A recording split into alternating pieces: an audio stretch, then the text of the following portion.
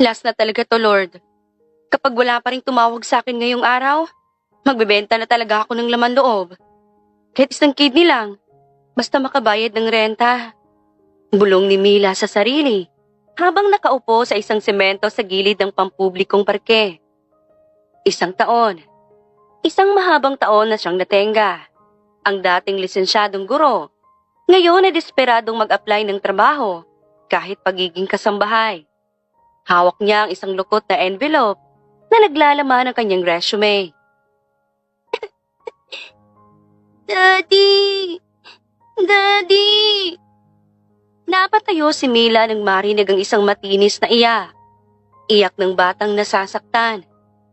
Lumingon-lingon siya at nakitang isang batang lalaki, mukhang 4 o 5 taong gulang, na nakadapa sa sementadong pathwalk.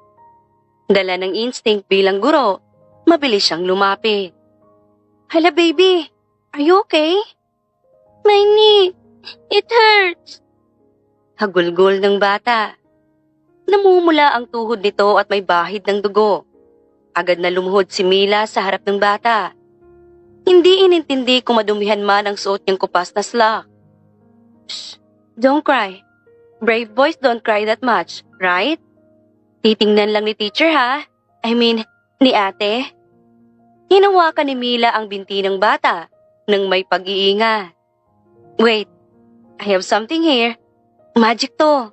Mawawala ang sakit. Kinuha niya ang baon niyang bottled water at isang malinis na bimpo mula sa bag niya. Dahan-dahan niyang nilinis ang sugat habang hinihipan ito. See? The germs are flying away na. What's your name, little boy? Tumahan ng bahagya ang bata. Sumisingot-singot pa. Liam po. Wow, Liam. Cool name. Bagay sa'yo. Mukha kang poging superhero. Nakakangiting sa adi Mila. Ako naman si Mila. Bakit mag-isa ka rito? Where's your daddy? He's talking on the phone. Business daw po. Malungkot na sagot ni Liam. Napakunot ang noo ni Mila. Business sa parke? Habang may kasamang bata? Kaloka itong tatay na to ha? Pabaya. Alam mo Liam, ang mga superhero, hindi lang malakas. Mabilis din silang mag-heal. Gusto mo bang lagyan natin ng band-aid na may design? I have one Superman here. Kinalikot ni Mila ang bag niya at inilabas ang munting first aid kit na laging dala. Nanlaki ang mata ni Liam. Superman? Really po? Of course. Pero promise me, huwag ka nang tatakbo ng sobrang bilis ha. Baka maiwan mong anino mo. Biro ni Mila na nagpabungis-ngis sa bata. Sa gitna ng kanilang pagtatawanan, isang malamig na boses ang bumasag sa atmosfera. Liam, what are you doing here? At sino ka? Napatingala si Mila. Parang biglang bumagsak ang temperatura sa parke. Isang lalaking nakasuot ng charcoal gray suit ang nakatayo sa harap nila. Daddy, I fell po. And then Ate Mila helped me. Look, I have Superman on my knee. Masayang pakita ni Liam sa kanyang sugat. Hindi man lang tinapunan ng tingin ni Adrian ang band-aid. Sa halip, ibinaling niya ang matatalas na mata kay Mila. Wala akong naalalang nag-hire ako ng yaya ngayon. Bakit mo hinahawakan ng anak ko? Napangangas si Mila. Aba, ang gwapo sana. Pero ang attitude, napakapangit. Excuse me, mister. Nakita ko lang na nadapa ang anak mo. Dahil busy ka dyan sa business call mo. Nilinis ko lang ang sugat niya. Hindi ko siya kinidnap. Sarkastikong sagot ni Mila habang tumatayo. Pinagpagan niya ang sarili at tinignan ng direkta ang lalaki. Hindi ka dapat humahawak ng hindi mo kilala. Lalo ng mga bata. You don't even know if you're clean. Clean? Wow ha? Tuntik nang mabitiwan ni Mila ang envelope niya sa inis. Mister, lisensyadong guro ako. Disiplinado ako. At marunong sa basic first aid. Imbis na magpasalamat ka dahil hindi napunta sa infeksyon ang sugat ng anak mo, Ganyan ka pa? Big time ka siguro.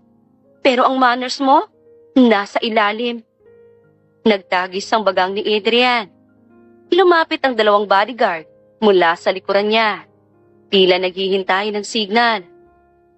Daddy, don't be mean to Ate Mila. She's nice. Pakiusap ni Liam. Hinawakan ng kamay ng ama. Tumingin si Adrian sa anak. Pagkatapos ay muling lumingon kay Mila. Binunot niya ang kanyang wallet. Kumuha ng 1,000 piso at hinilahad ito kay Mila. Here, for the Band-Aid and your effort. Leave. Napako ang tingin ni Mila sa pera. Gustong-gusto niyang kunin dahil wala siyang pambili ng hapunan. Pero ang pride niya ay mas mataas pa sa building na pag-aari ng lalaking ito. Pambili mo ng GMRC. Mukhang kailangan mo eh. Diretsahang saad ni Mila. Liam baby, una na si ate ha. Be a good boy. Huwag mong tularan ng daddy mo ha. Bye Ate Mila. Kaway ng bata. Mabilis na naglakad palayo si Mila. Ramdam niya ang titig ni Adrian sa likuran niya. Buwisit na lalaking yun? Bulong ni Mila habang papalabas ng parke. Gwapo nga. Parang galing sa Korean drama ang forma. Pero ang ugali, parang kontrabida sa teleserye. Sayang ang face lord. Sayang talaga. Hindi niya alam. Naiwan si Adrian na nakatingin sa kanyang papalayong figura. 1 linggo ang lumipas. Simula ng insidenteng yon, pero itong si Mila ay wala pa ring trabaho. Mila, sigurado ka ba rito? Sabi nila, sobrang stricto raw ng amo rito. Pang-7 ka na raw na aplikante ngayong buwan. Saad ng kaibigan niyang si RJ, habang nasa tapat sila ng isang dambuhalang gate sa Forbes Park. Bax, kahit anong stricto niyan, papatulan ko. Putol na kuryente ko. Ang landlord ko ay nagabang na ng itak sa labas ng pinto ko. Sagot ni Mila, habang inaayos ang kanyang ponytail. Dito raw sa pamilya Asuncion ang pinakamataas ng pasahod. Carry boom na yan. O sige na. Gura na. I-pray kita na hindi ka lamunin ng buhay ng amo mo. Balita ko, Mr. Sungit daw ang tawag dyan sa subdivision nila. Biro ni RJ, bago humarurot paalis ng tricycle na sinasakyan nito. Huminga ng malalim si Mila. Nag-doorbell siya. Pagkalipas ng ilang minuto, bumukas ang maliit na pinto sa gilid ng malaking gate. Isang mayordoma ang bumungad sa kanya. Ikaw ba yung aplikanteng yaya? Pasok ka.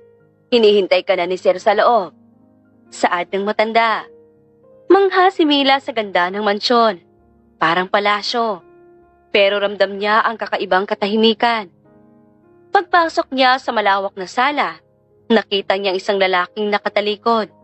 May hawak na tablet at seryosong nakikipag-usap sa telepono. I told you. The stock should be sold by 4 a.m. No excuses.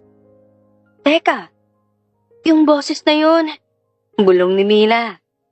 Napatigil si Mila sa paglalakad. Parang gusto niyang tumakbo pabalik sa gate. Nang lumingon ang lalaki, nanlaki ang mga mata nito. Ganun din si Mila. Ikaw?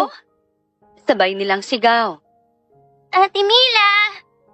Isang maliit na figura ang biglang sumulpot mula sa likod ng sofa at mabilis na tumakbo patungo sa kanya. You're here! Daddy! It's the Band-Aid teacher! Niyakap ni Liam ang binti ni Mila ng sobrang higpit. Samantalang si Adrian, dahan-dahang ibinaba ang kanyang tablet. Ang kanyang mga mata ay naniningkit sa gulat at inis. You're applying to be my son's nanny? Tanong ni Adrian. Ang boses ay puno ng duda. Napalunok si Mila. Tumingin siya kay Liam na sobrang saya. Tapos tumingin siya kay Adrian na mukhang handa na siyang ipalamon sa pating. Kung alam ko lang na ikaw ang amo ko rito, mister, mas pipiliin ko pang magbenta ng balot sa kalsada. Matapang na sagot ni Mila. Kahit ang totoo ay nanginginig ang tuhod niya sa kaba. The feeling is mutual.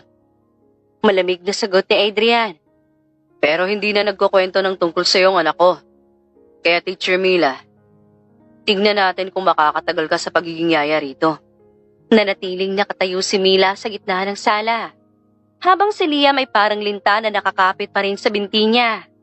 Ang lamig ng aircon sa mansyon na yon ay hindi sapat para palamigin ang namumuong tensyon sa pagitan nila ni Adrian. Bitiwan mo anak ko. Liam, go to your room and wait for Nani Esther. But Daddy, siya yun. It's the Superman teacher. Gusto ko siya dito sa house. Liam, baby, relax ka lang. Dito lang si Ate Mila, okay? Hindi naman ako tatakbo. Napataas ng kilay si Adrian. Ibinaba niya ang kanyang tablet sa glass table. Humakbang ito papalapit. Ang bawat tunog ng sapatos nito sa marble floor ay nagpapakaba kay Mila. You have a lot of nerve, woman. Matapos mong tanggihan ang pera ko sa parke at pagsabihan ako na kailangan ko ng GMRC, nandito ka ngayon para mag-apply. What happened? Naubusan ka na ba ng pambili ng Pride? Mister, kung alam ko lang na ikaw ang nakatira dito, kahit triplehin mo pa ang pasahod, hindi ako magtatangkang tumuntong sa gate nyo. Pero dahil nandito na ako, at mukhang kailangan ng anak mo ang matinong yaya, baka pwedeng isantabi mo muna natin ang ego mo. My ego is not the issue here.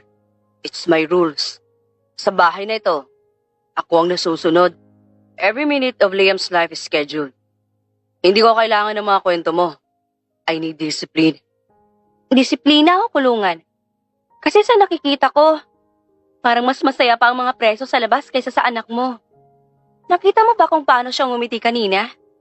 1 linggo na raw niya akong kinakwento. Ibig sabihin, tumatak ako sa kanya. Ikaw ba? Kailan ka huling tumatak sa isip ng anak mo na hindi dahil sa takot? Biglang tumahimik ang paligid. Ang mayordomang si Manang Esther na kanina pa nakikinig sa gilid ay napahawak sa dibdib. Walang sino man ang nangahas na magsalita ng ganon kay Adrian Asuncion. You are crossing the line. Lines are meant to be crossed kapag ang nakataya ay ang kasiyahan ng bata. Look, Mr. Adrian, right? Licensed teacher ako. Hindi lang ako basta yaya. Alam ko kung paano humawak ng bata. Kung gusto mo ng robot, mag-order ka sa Japan. Pero kung gusto mo ng anak, kailangan mo ko. Fine. Let's see hanggang kailan ka tatagal. Esther, give her the contract. At ikaw, Mila, don't think that because Liam likes you, you can do whatever you want. Isang pagkakamali lang at lalayas ka na. No second chances. Inabot ni Manang Esther ang isang makapal na folder kay Mila. Pagbuklat niya, halos malula siya sa rami ng bawal. Bawal ang cellphone? Bawal makipag-usap sa ibang staff ng matagal? Bawal ang lumabas ng subdivision ng walang escort? Ano to, Adrian? Stay in yaya o stay in prisoner? Those are for security reasons. Maraming gustong makuha ang anak ko. My world is dangerous. And I need people I can control. Control? Yan ang paborito mong salita, no? Sige, papatulan ko to. Pero kay Liam, may kondisyon din ako. Wala ka sa posisyon para bigyan ako ng kondisyon. Actually, I am. Kasi ako lang ang gustong makasama ng anak mo. Ang kondisyon ko, every Sunday, bibigyan mo kami ng 2 oras na free play. Walang schedule, walang bodyguards na nakabuntot sa loob ng bahay. At walang business calls mula sa'yo. Nanliit ang mga mata ni Adrian. Para siyang nakikipagnegosasyon sa isang bilyonaryo. Pero ang kaharap niya ay isang babaeng kupas ng t-shirt, pero nagniningning ang mga mata sa determinasyon. 1 hour. At panonoorin ko kayo sa CCTV. Deal. 1 hour is better than 0. Does that mean Ate Mila is staying, Daddy? Tanong ni Liam na umaasa. Tumingin si Adrian sa anak. Ang matigas ng anyo ay bahagyang lumambo, pero mabilis din itong bumalik sa dati nang tumingin muli kay Mila. She's staying here for a trial period. 1 week. Kapag naging pasaway siya, o tinuruan kanya ng hindi maganda, aalis siya. Challenge accepted, Mr. Sungit. Saan ang kwarto ko? Gusto ko nang simulan ng pag-ayos ng schedule ni Liam. Ang version ko, hindi ang version mong pang-military. Watch your mouth, Mila. Hindi kita binabayaran para maging komedyante. Binabayaran mo ako para alagaan ang anak mo. At kasama sa pag-aalaga ang pagpapatawa sa kanya. Libre na yun. Huwag kang mag-alala. Esther, ihatid mo na siya sa kwarto niya. I have a meeting in 10 minutes. And Mila, don't get too comfortable. This is business, not a family drama. Noted with thanks, boss. Pero tip lang ha, magayan mo yung kurbata mo. Masyadong mahigpit. Baka hindi na makadaloy ang dugo sa utak mo. Kaya ka nagiging masungit. Hindi na hinintay ni Mila ang sagot ni Adrian. Agad siyang sumunod kay Manang Esther, habang hila-hila ang kanyang lumang maleta. Rinig na rinig niya ang mahinang tawa ni Liam habang papaakyat sila ng hagdan. Pagdating sa kwarto, napaupo si Mila sa malambot na kama. Lord, help me. Gwapo nga pero parang daig pang menopausal sa sungit. Kaya ko ba to? Bahala na.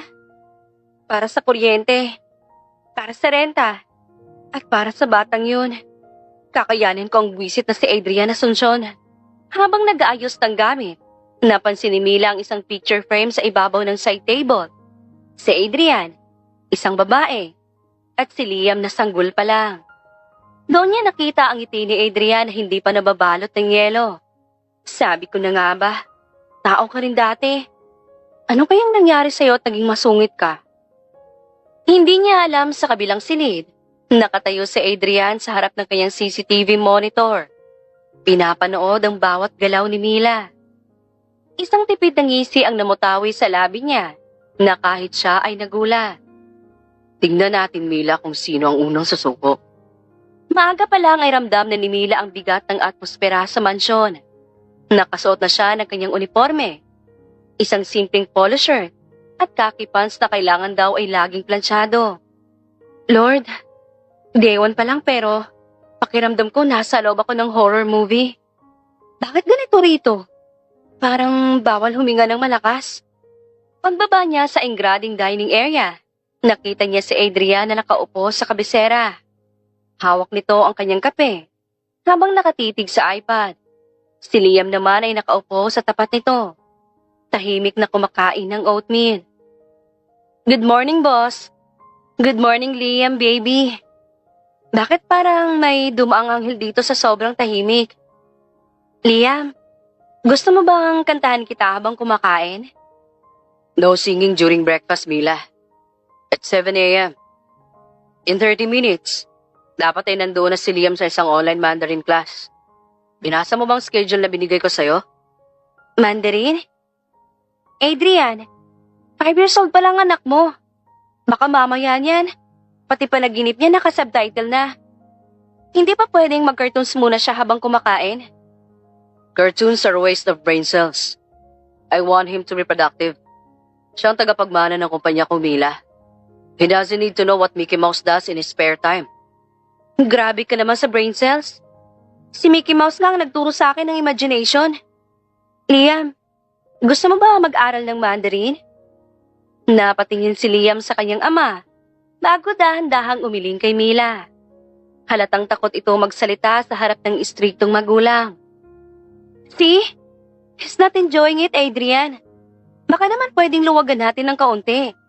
5 years old is for playing, not for global domination. Kulang na lang lagyan mo ng barbed wire ang paligid ng batang to. Sige, boss. Sabi mo eh. Pero wag kang magagalit kung isang araw, imbis na I love you, daddy ang sasabihin niyan, inihaw na lang maririnig mo. Just do your job. Umalis si Adrian para sa kanyang opisina sa itaas. Naiwan si Mila at Liam. Agad na lumapit si Mila sa bata at kinurot ng bahagya ang pisngi nito. Hayaan mo, Liam. Kapag wala si Daddy, gagawa tayo ng secret mission. Pero sa ngayon, mura mo na tayo sa Mandarin class mo. Kunwari, mga ninja tayo na nag-aaral ng secret language. Ninja? Talaga po, Ate Mila? Oo naman. Kaya, ubusin mo na yung oatmeal mo para malakas ang ninja powers mo. Bandang 3:00 ng hapon, habang nasa reading hour sila, napansin ni Mila na nakatitig lang si Liam sa bintana. Pinapanood ang mga ibon sa labas. Gusto mo bang lumabas, Liam? Kahit sa garden lang. Pero sabi po ni Daddy, dito lang tayo hanggang 5 p.m. Marami daw pong germs sa labas. Sus, mas maraming germs ang stress kaysa labas. Halika, dahan-dahan lang tayo. Secret mission, remember? Dinala ni Mila si Liam sa garden. Doon ay naghabulan sila at naglaro ng taguan sa likod ng mga dambuhalang paso ng halaman. Sa unang pagkakataon, ang mansyong parang sementeryo sa tahimik ay napuno ng tunog ng tawa ni Liam. Ngunit ang saya ay naudlot nang biglang bumukas ang glass door. Doon nakatayo si Adrian, madilim ang muka at nakahalukip-kip.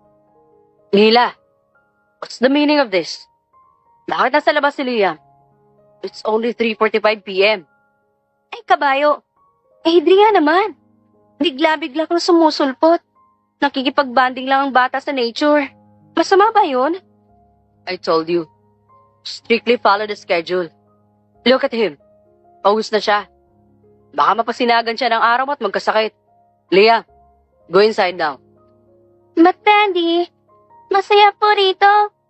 Tinuruan po ako na Mila manghuli ng tipaklong. Grasshoppers? Those are dirty. Inside, Liam. Nang pumasok si Liam na nakayuko, hinarap ni Adrian si Mila. Halos magdikit na ang kanilang mga mukha sa sobrang lapit nito. Ramdam ni Mila ang mainit na hininga ng amo na amoy peppermint. You are becoming a bad influence, Mila.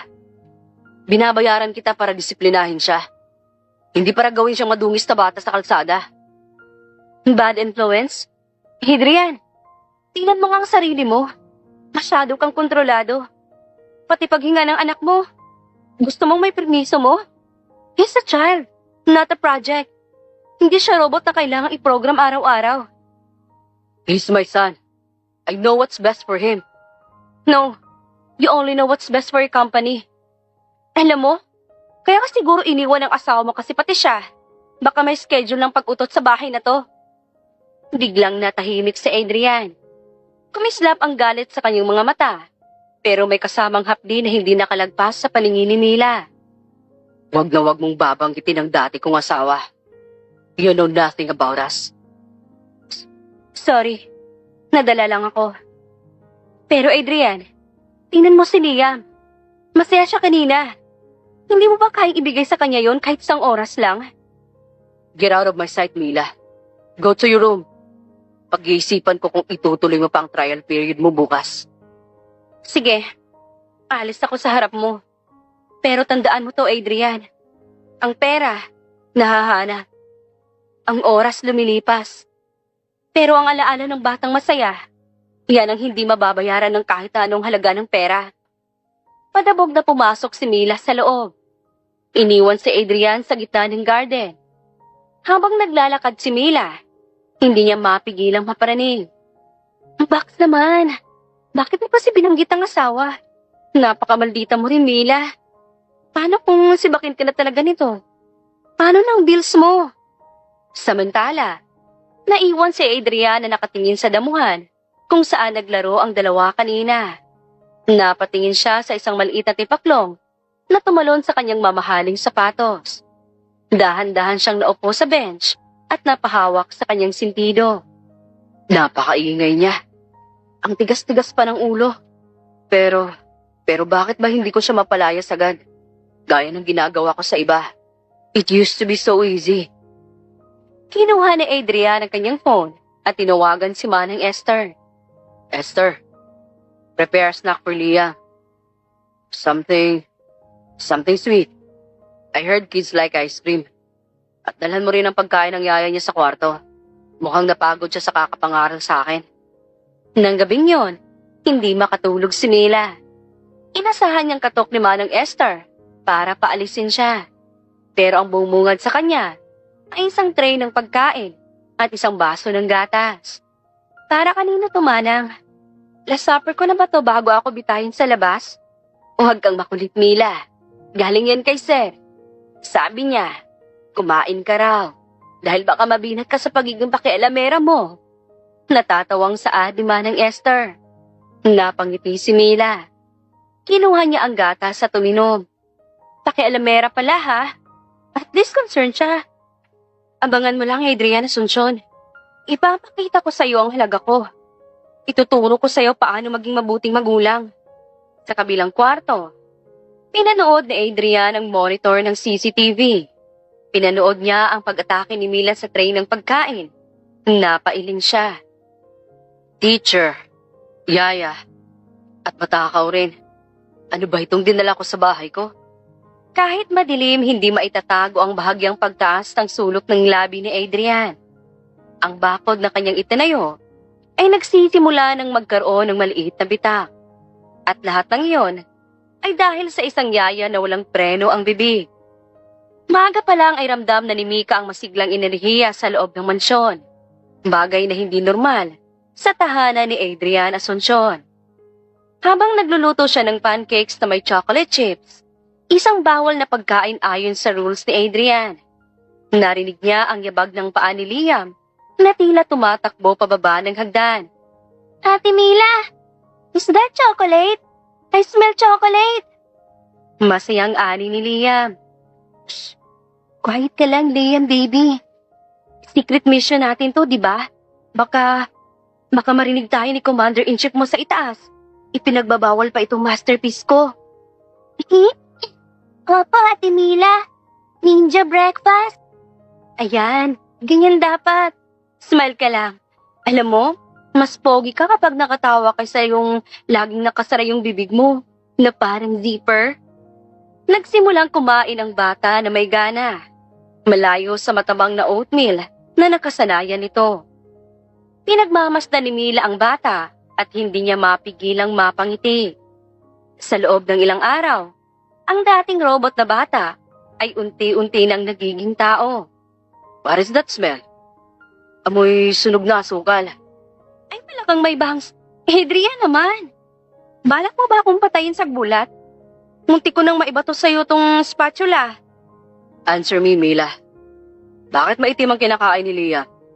And why is he smiling like that at 7 a.m.? It's suspicious. Grabe ka, boss. Ngumiti lang, suspicious agad. Hindi ba pwedeng masaya lang siya kasi masarap ang luto ko? Chocolate chip pancakes to. Subukan mo. Baka sakaling tumamis din yung dila mo. I told you. Bawal si Liam sa sugar tuwing weekdays. Masyado siyang magiging active at mawawala ng focus. Lack of focus? Adrian, tingnan mo nga yung anak mo. Mas lalo siyang naging bibo sa Mandarin class niya kahapon. Dahil sinabihan ko na kapag nakapasa siya, gagawa kami ng s'mores. Masama bang maging bata? Hayaan mo siyang ma-enjoy ang tamis ng buhay. Baka mamaya, maging kasing pait mo na rin siya paglaki. Don't test me, Mila. My rules are there for a reason. And my presence is here for a reason too. To bring color sa grayscale mong buhay. Liam, di ba masarap? Super po. Daddy, try it please. Ate Mila is the best cook ever. Maligayang saad ng bata dahil nakahanap na ng kakampi. Tumingin si Adrian sa anak. Nakita niya ang ningning sa mga mata nito na matagal niyang hindi nasisilayan. Kahit labag sa loob, kumuha siya ng maliit na piraso at tinikman ito. Nanitiling blanco ang kanyang mukha.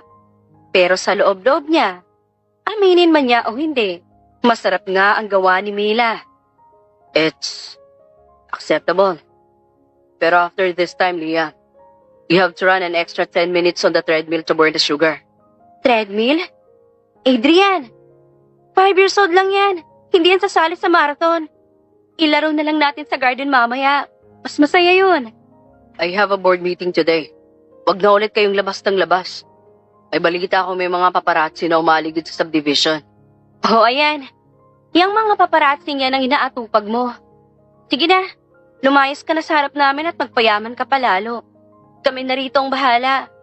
Umalis si Adrian. Pero bago siya tuluyang makalabas, lumingon siya kay Mila.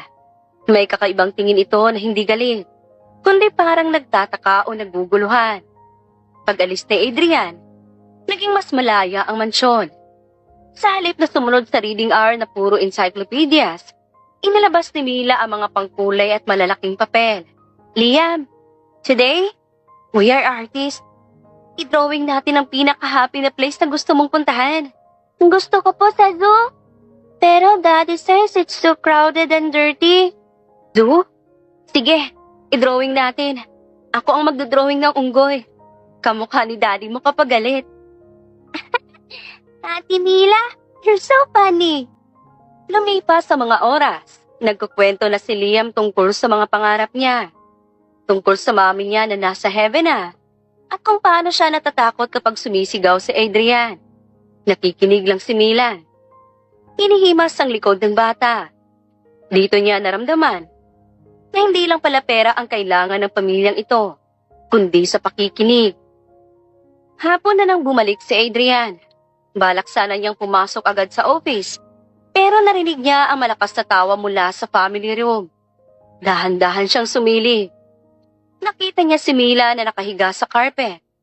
May mga bahid ng pintura sa pisngi at sa damit. Si Liam naman ay nakapatong sa likod ni Mila. Kunwari ay nakasakay sa kabayo. Ang buong kwarto ay puno ng drawing na nakadikit sa dingding gamit ang masking tape. Anong nangyayari sa pader ko? Mila, that's an Italian wallpaper. Ay, anak ng... Adrian, pwede ba? Lagyan mo ng busina yung bibig mo. Wallpaper lang yan. Nabubura ang drawing o napapalitan ng wallpaper. Pero yung artwork ng anak mo, masterpiece yan. Napakagulo. My house looks like a kindergarten classroom. Exactly. Kasi may bata rito. Tingnan mo si Liam, Adrian. Tingnan mo yung mukha niya. Huminto si Adrian. Tiningnan niya si Liam. Ang bata ay punong-puno ng pintura. Gusot-gusot ang damit. Pero ang ngiti nito ay abot hanggang tenga. Hindi ito ang Liam na laging nakayuko at sumusunod lang. Ito ang Liam na buhay na buhay. Daddy, look. I drew us. This is you. This is me. And this is Ate Mila. We're a team. Excited na saad ng bata. Napatingin si Adrian sa papel na hawak ng anak. 3 stick figures na magkakahawak ang kamay sa ilalim ng isang malaking araw. Nakaramdam si Adrian ng kakaibang kurot sa puso. Selos? Siguro. Pero higit doon, parang may natutunaw na yelo sa dibdib niya. Liam, go to your room. Maglinis ka na ng katawan. Esther will help you. Okay po, Daddy. Bye, Ate Mila. See you later. Nang maiwan ang dalawa, lumapit si Adrian kay Mila. Kinuha niya ang panyo sa bulsa niya at walang sabi-sabing pinunasan ng mansya ng pintura sa pisngi ni Mila. Natigilan si Mila. Ang bango ni Adrian. Ang init ng kamay nito kahit nasa panyo lang nakadikit. Ako na, boss. Baka madumihan pa yung mamahalin mong panyo. Matigas ang ulo mo. Makalat ka. Maingay ka pa. Oh, ayan. Enumeration na ba to ng mga dahilan para sibakin ako? But Liam is different. He's talking more. He's happier. Kasi hinahayaan ko siyang maging bata, Adrian. Yun lang naman ang kailangan niya. Hindi schedule. Hindi atensyon. I'm his father. I give him everything. Binibigay mo ang lahat ng material na bagay. Pero ang sarili mo, itinatago mo sa likod ng mga meeting at tawag. Bakit ka ba takot lumapit sa anak mo? Takot ka ba na kapag binahal mo siya ng sobra, mawawala rin siya gaya ng mami niya? Naniga si Adrian sa kinatatayuan niya. Ang titig niya kay Mila ay naging malalim at puno ng tensyon. You think you know everything because you were a teacher? Hindi ko alam ang lahat. Pero alam ko ang pakiramdam na nag-iisa. Kaya huwag mong hayaan na maramdaman yun ni Liam habang buhay ka pa. Lila. Ano? Magagalit ka na naman? Sige na, sigawan mo na ako. No. Stay for dinner. Hindi sa kusina kasama si Esther. Dito, sa dining table. Kasama namin ni Liam. Himala. May lason bang pagkain mamaya? Just shut up and be there at 7 p.m. And wear something nice. Nang makaalis si Adrian, napahawak si Mila sa pisngi niya na pinunasan ng lalaki. Ramdam niya ang mabilis na tibok ng puso niya. Hala ka, Mila. Huwag kang assuming. Pinunasan lang ang pisngi, akala mo naman may sparks na. Baka gusto lang siguraduhin na hindi madumihan ang sopa niya. Pero habang naglalakad siya pabalik sa kwarto niya, may malapad na ngiti sa kanyang mga labi. Winner tayo rito, Bax. Isang step na lang. Baka pati itong si Mr. Sungit, mapatawa ko na rin. Hindi alam ni Mila na sa loob ng kanyang opisina, tinitignan ni Adrian ang drawing ni Liam. Inaplas niya ang stick figure ni Mila sa papel. Mila, what are you doing to my life? Naguguluhan si Adrian. Pero sa unang pagkakataon, sa loob ng maraming taon, hindi siya nagmamadaling tumingin sa kanyang orasan. Dahil sa drawing na yon, tila mas gusto na niyang manatili sa bahay kaysa sa kumpanya. Lord, baka matunaw na ako nito. Kanina pa yan nakatingin habang nagdidilig ako ng halaman. Ano bang problema ng bus na to? Habang nasa garden si Mila at kausap ang hardinerong si Mang Isko tungkol sa mga bagong tanim na rosas, biglang sumulpot ang isang pamilyar na boses mula sa terrace. Mila, pumasok ka na. Ay kaba yung may lipstick. Adrian, ano ba? Kita mo may ginagawa pa kami rito ni Manong Isko eh. Bakit ba? It's too hot outside. At bakit kailangan dyan ka mag-report kay Mang Isko? Hindi ba pwedeng pumasok ka na lang at asikasuhin ang merienda ni Lia? Sandali lang naman, boss. Tinatanong ko lang kung kailan mamumulaklak itong mga orchids. Masyado kang mainitin ng ulo eh. Mas matindi pang sikat ng araw sa'yo. I said, get inside. Now. Wala nang nagawa si Mila, kundi ang magpaalam kay Mang Isko. Pagpasok niya sa loob, nakasalubong niya si Adrian na nakahalukip-kip at masama ang tingin. Ano bang problema mo, Adrian? Selos ka ba kay Mang Isko dahil mas marami siyang alam sa halaman kaysa sa'yo? Don't be ridiculous. Ayoko lang natatamad-tamad ang empleyado ko. At bakit kailangan nakangiti ka ng ganun sa kanya? It's unprofessional. Unprofessional ang humiti? Grabe. Pati facial expression ko may rules? Gusto mo ba nakasimangot ako gaya mo para magmukhang professional? Just do it again. Focus on Liam. At bakit suot mo yung t-shirt na yan? Ang nipis-nipis.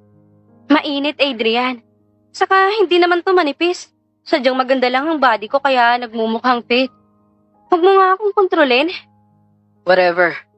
Sundan mo ako sa library. May kailangan akong ipabasa sa'yo. Sumunod si Mila sa library.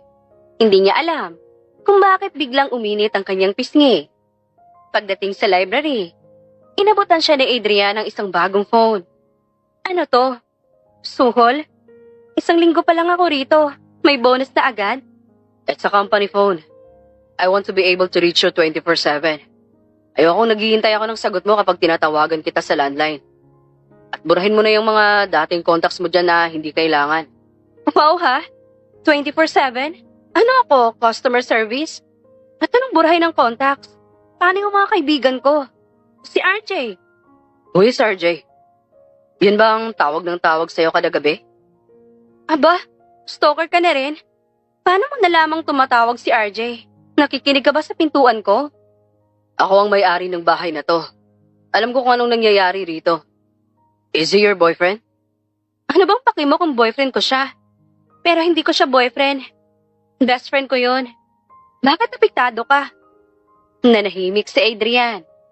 Pumakbang siya papalapit kay Mila hanggang sa maipit ang dalaga sa pagitan niya at ng bookshelf.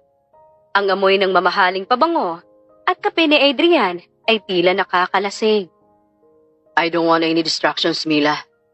Kapag nandito ka, sa amin lang niliya mga atensyon mo. Do you understand? Adrian, masyado kang malapit. Baka hindi na ako makahinga. Good. Para hindi ka na rin makasagot ng pabalang. Nakatitig si Adrian sa mga labi ni Mila. Sa puntong yon, parang mas tumigil ang mundo. Ang pagnanasang matagal na niyang itinatago ay biglang sumabog. Gusto niyang angkinin ang bawat sandali ng babaeng ito. Pero bago pa man may mangyari, biglang tumunog ang phone ni Mila. RJ calling. Tumatawag ang kaibigan nito. Give me that. Hoy, akin yan. Bakit mo kinuha? Inagaw ni Adrian ang lumang phone ni Mila at siya ang sumagot. Hello? This is Adrian Asuncion. Mila is busy right now. And for the next few months, don't call this number again. Unless it's an emergency. Bye. Adrian! Ang kapal na mukha mo. Bakit mo binabaan ang kaibigan ko? Ano bang karapatan mo? I'm your boss. And I am paying for your time. Ayoko may ibang lalaking umaabala sa trabaho mo. Trabaho o pag-aari? Kasi parang hindi nayaya ang tingin mo sa akin eh. Parang gusto mo na akong ikulong sa loob ng mansyon na to. Maybe I do. Maybe I don't want anyone else seeing how you smile. Mila, kailangan ka namin dito. Kailangan kita. Natigilan si Mila sa huling sinabi ni Adrian. Ang boses nito ay hindi na utos, kundi isang pagsusumamo na may halong panganib. Kailangan bilang yaya? As part of this house. As part of my life. Just stay here. Huwag kang aalis. Kahit anong mangyari. Bakit? Natatakot ka bang mawala ang yaya ni Liam? O natatakot ka na wala ka nang mapag-initan ng ulo? Both. Now go. Check on Liam. At huwag mo nang tatawagan ng RJ na yan hanggat hindi ko sila sabi. Padabog na lumabas si Mila ng library. Pero sa loob-loob niya, nanginginig ang buong katawan niya. Ang pagiging possessive ni Adrian ay nakakatakot. Pero may bahagi sa kanya na kinikilig. Isang bagay na pilit niyang itinatanggi. Hala ka, Mila. Baliw na ang amo mo. At mukhang mas malala. Pati ikaw, nababaliw na rin sa kanya. Habang naglalakad si Mila, hindi niya napansin na nakasunod pa rin ang tingin ni Adrian mula sa library. Kinuha ni Adrian ang bago niyang phone at may tinawagan. I want a full background check on a certain RJ. Gusto ko malaman ng lahat. Alamin niyo rin kung may ibang mga trabaho na nag-offer kay Mila. Pigilan niyo at babayaran ko sila. Hindi siya pwedeng umalis at makapagtrabaho sa iba. Sir, mukhang lumalampas na po kayo sa sakop ng pagiging amo. Napalingon si Adrian sa kanyang sekretarya. I don't care. Hindi siya alis. Sisiguraduhin kong dito lang siya sa tabi ko. Sa tabi namin ni Liam. May gusto na po ba kayo sa kanya? I don't know. Ang alam ko lang, kapag wala siya sa paningin ko, pakiramdam ko ay may kulang. At hindi ko hayaang may kumuha sa kanya. Nang gabing yon, hindi makatulog si Mila. Hawak niya ang bagong phone na bigay ni Adrian. Binuksan niya ito at laking gulat niya na ang wallpaper nito ay hindi litrato ni Liam, kundi litrato nilang tatlo. Ang drawing ni Liam kung saan magkakahawak ang kamay nila. Possessive na, stalker pa, at ngayon, magdanakaw pa ng drawing. Adrian Asuncion, ano bang balak mo sa akin? Samantala, sa kwarto ni Adrian, tinitignan niya ang schedule ni Mila para sa susunod na buwan. Puno ito ng mga activities na silang dalawa lang ang kasama. You're mine, Mila. In this house, I make the rules. And my first rule is, you are never leaving. Pero habang iniisip niya ang titig ni Adrian, alam ni Mila na mahirap ng takasan ng bitag na inihanda ng kanyang amo. Dahil sa bawat utos nito, may kasamang pag-ibig na unti-unti nang nanunuot sa kanyang puso. Ang gabi na, ngunit ayaw dalawin ng antok si Mila. Ang mga salita ni Adrian sa library kanina ay parang sirang plaka na paulit-ulit sa kanyang pandinig. Sa sobrang uhaw, nagpasya siyang bumaba para kumuha ng tubig. Nakasuot lang siya ng manipis na pantulog at nakatali ang buhok ng puyod. Pagdating niya sa kusina, nagulat siya nang makitang nakabukas ang ilaw sa minibar sa gilid ng dining area. Doon ay nakita niya si Adrian. Wala itong kurbata. Nakabukas ang 3 botones ng polo nito at gulong-gulo ang buhok habang may hawak na baso ng scotch. Hala, mag-isa ka lang na naglalasing? Akala ko ba bawal ang distraction sa bahay na to? Parang distract ka dyan sa iniinom mo, boss. Napalingon si Adrian. Ang kanyang mga mata ay bahagyang mapungay. Senyales na hindi yon ang kanyang unang baso. Pinasadahan niya ng tingin si Mila mula ulo hanggang paa. I can't sleep. Maraming bagay nasa isip ko. At ikaw, why are you wearing that? Sabi ko sa'yo, masyadong manipis sa mga damit mo. Mainit kasi sa kwarto, Adrian. Saka gabi na. Sino namang makakakita sa akin? Ikaw lang naman ah. Bakit? Distracted ka ba? Lumalakas ang loob ni Mila dahil mukhang mabait si Adrian kapag may tama ng alak. Lumapit siya at kumuha ng baso ng tubig. Pero nanatili siyang nakatayo malapit sa lalaki. Yes, you are a very loud distraction, Mila. Since you came here, my schedules are ruined. My son is obsessed with band-aids. And my house smells like chocolate pancakes. At least amoy bahay na to ngayon. Aminin mo na kasi. Mas gusto mo yung ganito kaysa yung tahimik na parang sementeryo. I like silence before. It was safe. But now, ibinaba ni Adrian ang kanyang baso at humarap kay Mila. Ang distansya sa pagitan nila ay unti-unting naglaho. Ramdam ni Mila ang init na lumalabas sa katawan ni Adrian. Now, I find myself looking for you. Kapag wala ka sa paningin ko, tinitignan ko ang CCTV. Kapag hindi ka nagsasalita, iniisip ko kung anong iniisip mo. This isn't part of the plan, Mila. Plano? Buhay ang pinag-uusapan natin dito, Adrian. Minsan kasi, kailangan mong hayaan ang sarili mo makaramdam. Tao ka, hindi calculator. Bakit ka ba takot na takot? Dahil ba sa mami ni Liam? Dahil ba natatakot kang masaktan ulit? Biglang hinawakan ni Adrian ang bewang ni Mila at hinila ito papalapit sa kanya. Napasinghap si Mila sa gulat. Ang lamig ng kamay ni Adrian ay unti-unting naging mainit sa balat niya. You talk too much. Masyado kang maraming alam para sa isang yaya. Dahil nakikita kong totoo, Adrian. Nakikita ko yung lungkot sa likod ng mga matatalas mong tingin. Gusto mong kontrolin ang lahat. Dahil takot kang mawala ng kontrol sa nararamdaman mo. And what if I lose control now? Kakayanin mo ba? Ang boses ni Adrian ay naging paos at puno ng pagdanasa. Inilapit niya ang kanyang mukha sa leeg ni Mila. Nilalanghap ang amoy nito na parang isang adiksyon. Adrian, baka magising si Liam. Baka may makakita sa atin. I don't care. Let them see. Sabi mo 'di ba? Kailangan kong makaramdam. This is what I feel right now. I want you here. Not as a nanny, but as mine. Boss, bawal yan sa kontrata mo, di ba? Rule number 1, professionalism. To hell with the rules. I wrote them. I can burn them. Sa isang iglap naramdaman ni Mila ang labi ni Adrian sa kanyang leeg. Pababa sa kanyang balika. Isang kuryente ang gumapang sa buong katawan niya. Gusto niyang lumayo. Pero ang kanyang mga kamay ay tila may sariling isip at kumapit sa matipunong balikat ng lalaki. Maling-mali ito, Adrian. Pero bakit? Ang sarap sa pakiramdam. Dahil totoo ito, Mila. No scripts, no schedules. Just you and me. Hinarap ni Adrian si Mila at tinignan ito sa mga mata. May halong sakit, pagdanasa, at pangungulila ang mga mata nito. Dahan-dahan niyang inilapit ang kanyang labi sa labi ni Mila. Ngunit bago pa magdikit ang kanilang mga labi, narinig nila ang isang kaluskos mula sa itaas ng hagdan. Agad na naghiwalay ang dalawa. Hinihingal at tila natauhan.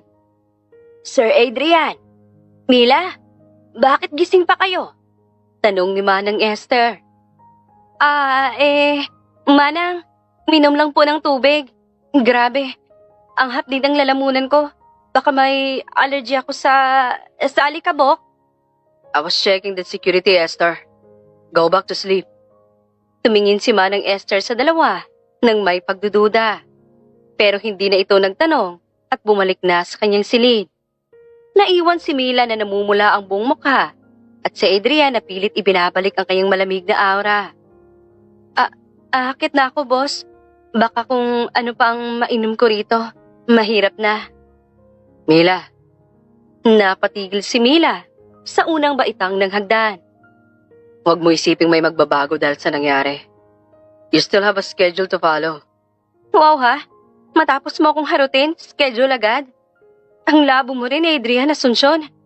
Daig mo pang weather na pabago-bago ng isip. But, don't forget what I said. I want you to stay. Always. Ewan ko sa'yo. Mag-scotch ka na lang dyan hanggang sa maging juice yan. Tumakbo si Mila paakyat sa kanyang kwarto. Pero pagpasok niya, napasandal siya sa pinto at napahawak sa kanyang dibdib. Ang bilis ng tibok ng puso niya. Hala Camila, delikado na to. Winner ang landi pero talo ang puso kapag nahulog ng tuluyan. Teacher Camila, disiplina. Pero bakit ang bango niya talaga? Samantala sa baba, tinignan ni Adrian ang baso niya. Wala na siyang balak uminom. Ang init na nararamdaman niya mula kay Mila ay sapat na para gisingin ang mga bahagi ng puso niya na matagal na niyang ibinaon. She's going to be the death of my discipline. And I think I'm okay with that. Kinuha ni Adrian ang kanyang phone at binura ang rule number 15 sa digital copy ng kontrata ni Mila. Avoid personal intimacy with the employer. Rules are made to be broken, especially if it's for you, Mila. Kinabukasan, naging mailap ang tingin ni Mila kay Adrian habang nag-aalmusal. Pero sa tuwing magtatagpo ang kanilang mga mata, may isang lihim ng ngiting namumutawi sa kanila na tanging silang dalawa lang ang nakakaalam. Pero sa likod ng mga kilig na ito, may isang lihim na naghihintay na mabunyag. Isang lihim na magpapatunay kung ang init ba na ito ay sapat na para hilumin ang mga sugat ng nakaraan. Lumipas ang ilang araw, matapos ang eksena sa kusina. Bagaman bumalik sa pagiging istrikto si Adrian, ramdam ni Mila ang maliit na pagbabago. Ang madalas na pagdaan nito sa playroom, ang hindi pagrereklamo kapag may mansya sa sofa sa paglalaro nila ni Liam, at ang mga nakaw na tingin na parang may gustong sabihin. Ngayong araw ay ang pinaka-inaabangang family day sa eskwelahan ni Liam. Isang prestihiyosong paaralan ito na puro anak ng mga bilyonaryo at may impluwensyang tao ang nag-aaral. Liam, ayusin mo ang collar mo. Dapat poging-pogi ang alaga ko ngayon. Baka mamaya marami kang ma-attract na cute na classmates, ha? Ate Mila, will Daddy really come? Sabi niya, iya sa big meeting. Tanong ni Liam. Inaalala kung makakarating ba ang ama. Pustahan tayo, darating yun. Kapag hindi siya dumating, ako mismo magpapakaladkad sa kanya rito gamit ang necktie niya. Promise yan. Sakto namang bumukas ang pinto ng sasakyan at iniluwa nito si Adrian na nakasuot ng casual na polo shirt at maong. Isang bihirang forma na nagpagwapo sa kanyang lalo. I'm here. Hindi mo na ako kailangang hilahin sa necktie. Let's go before the program starts. Daddy, you came. Masayang-masaya ang mukha ni Liam. Oh, di ba? Sabi ko sa'yo, Liam eh. Hindi matitiis ni boss ang kakyutan mo. Oh, paano Adrian? Handa ka na bang makisalamuha sa mga normal na tao? Ginagawa ko ito para kay Liam, Mila. At tigilan mo ako sa kakatawag sa akin ng boss. Baka isipin nila, bodyguard kita. Kapal, sa ganda kong to. Sa bagay, baka mapagkamalan mo akong asawa mo, mahirap na. Don't give me ideas, Mila. Let's just go. Pagdating sa eskwelahan, halos malula si Mila. Ang lawak ng gym at ang daming dekorasyon. Habang naglalaro si Liam sa field, kasama ang mga kaklase nito, naiwan sina Adrian at Mila sa bench. Napansin ni Mila na maraming magulang ang bumabati kay Adrian. At ang lahat ay may kasamang pagyuko o sobrang paggalang. Iba talaga kapag big time. Parang lumalakad na presidente ng Pilipinas ang tingin nila sa'yo, Adrian. Doon naman talaga umiikot ang buhay. At kung paano maglaro, kailangan mo ang koneksyon. Nakakapagod siguro yung ganyan. Yung kailangang perpekto ang tingin ng tao sa'yo. It is. Kaya, nagustuhan ko rin ang ginagawa mo sa bahay. It's real. Bago pa makasagot si Mila, isang pamilyar na boses ang tumawag sa kanyang pangalan mula sa likuran. Mila? Mila de la Cuesta? Ikaw nga. Napalingon si Mila at nanlaki ang mga mata. Teacher Sarah? Hala? Long time no see. Si Sarah ay ang dating kasamahan ni Mila sa pinagtatrabahuan niyang private school noon bago siya nasibak. Agad silang nagyakap ng kaibigan. Anong ginagawa mo rito? Dito na rin ba ang bago mong school? Balita ko, hirap ka rin makahanap ng work after, yung incident last year. Saad ni Teacher Sarah. Bahagyang nagtataka kung bakit kasama ni Mila si Adrian. Naramdaman ni Mila ang biglang pagbigat ng kanyang dibdib.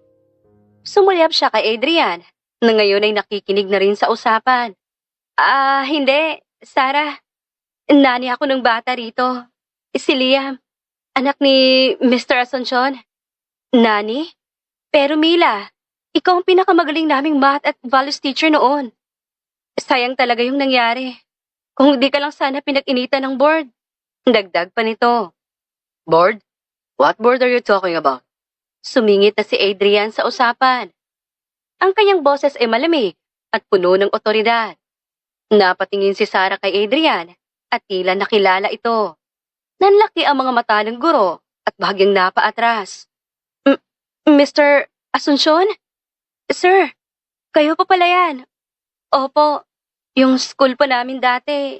Di ba, kayo po ang isa sa mga major stockholders at board members doon? Bahagyang kabadong sa ni Teacher Sarah dahil baka siya naman ang masibak sa trabaho. Ano? Sarah, anong sinasabi mo? Napatigil ang mundo ni Mila. Tumingin siya kay Adrian na ngayon ay bakas ang pagabigla sa mukha. Isang malakas na kabog sa dibdib ang naramdaman ni Mila. Mila, hindi mo ba alam? Si Mr. Adrian Asuncion ang isa sa mga bumoto para ma-dismiss ka. Siya yung pinaka-strict sa board meeting noon. Sabi niya, we don't need teachers to prioritize emotional drama over school reputation. Noong pinagtanggol mo yung batang scholar na pinagbibintangang magnanakaw. Dahil kay Sir Adrian, wala ka ng trabaho ngayon. At isa ka ng nani. Kabadong saad ni Sarah, bahagyang bumubulong. Bumagsak ang panga ni Mila. Ang mga alaala ng gabing umiyak siya dahil nawalan siya ng lisensya at trabaho ay muling bumalik. Ang hirap, ang gutom, ang kahihiyan, lahat yun ay dahil sa isang desisyon ng lalaking nasa mataas na posisyon. Adrian, totoo ba to? Mila, let's talk about this later. Hindi to ang lugar. Sagutin mo ako. Ikaw ba? Ikaw ba yung board member na pumirma ng dismissal ko? Yung sumira sa pangarap kong magturo? I didn't know it was you. I deal with hundreds of employees and cases every month. Noong panahong yun, I was just looking at the facts presented by the principal. Facts? Ang fact ay pagtanggol ko ang batang walang kalaban-laban. At ang fact ay tinanggalan mo ako ng kabuhayan nang hindi mo man lang pinakinggan ang panig ko. Nagtingin na ng mga iba pang magulang sa kanila. Napansin din ni Liam ang tensyon at lumapit ito habang hawak ang isang drawing. Ate Mila, why are you crying? Daddy, bakit malungkot po si Ate Mila? Inosenteng tanong ni Liam. Hindi makapagsalita si Mila. Ang sakit ay humahapdi sa kanyang puso. Ang lalaking sinisimula na niyang pagkatiwalaan. Ang lalaking ipinagtatanggol niya sa sarili niya na may mabuting puso ay siya palang dahilan kung bakit siya naging isang yaya na lang. Liam, baby. Sorry. Ate Mila just need some air. Mila, wait. Ahawakan sana ni Adrian ang braso ni Mila, pero mabilis itong umiwas. Ang galit sa mga mata ni Mila ay sapat na para mapatigil ang kahit na sinong tao. Huwag mo akong hahawakan, Adrian. Alam mo, winner ka talaga eh. Winner ka sa paninira ng buhay. Tapos ngayon, kinuha mo pa akong yaya. Ano to? Para mas lalo mo akong makontrol? Para paglaruan ako? It's not like that. Ikaw ang na-hire ko dahil ikaw lang ang may kakayahang mapasaya si Liam. O baka dahil gusto mong makita kung gaano ako bumagsak dahil sa'yo. Nakaka-enjoy ba, boss? Nakaka-enjoy bang makita na yung dating teacher ngayon ay tagahugas na lang ng plato mo? Mila, stop it. You're making a scene. Scene? Buong buhay kong sinira mo. Tapos sinaalala mo yung scene rito sa school? Napaka-selfish mo. Napaka-immoral mo. Kinuha ni Mila ang kanyang bag. Tinignan niya si Liam na ngayon ay umiiyak na rin dahil sa takot. Liam, sorry. I love you, baby. Pero hindi ko na kaya. Mila, don't you dare to walk away. May kontrata tayo. Ipakain mo sa Asi ang kontrata mo, Adrian. Ipakain mo sa negosyo ninyo. Magkita na lang tayo sa impyerno. Mabilis na naglakad palayo si Mila. Hindi na niya pinansin ang mga tawag ni Adrian. Sumakay siya sa unang taxi na nakita niya. Magulgol siya sa loob. Lord, bakit? Bakit sa dinami-dami ng tao siya pa? Bakit ang lalaking minamahal ko na sana ay siya palang sumira sa lahat ng pinaghirapan ko? Sa school grounds, naiwan si Adrian na tulala. Hawak niya si Liam na patuloy sa pag-iyak. Tumingin siya kay Sarah na takot sa kinalabasan ng kanyang sinabi. Daddy, please. Ayoko mawala sa Ate Mila. Ayoko na maging ninja na wala siya. Iyak ni Liam sa ama. Hinalikan ni Adrian ang tuktok ng ulo ng anak. Ang kanyang mukha ay puno ng pagsisisi. Isang emosyon na bago sa kanya. Pahanapin ko siya, Liam. Ayusin ito ni Daddy. Kahit anong mangyari, ibabalik ko siya.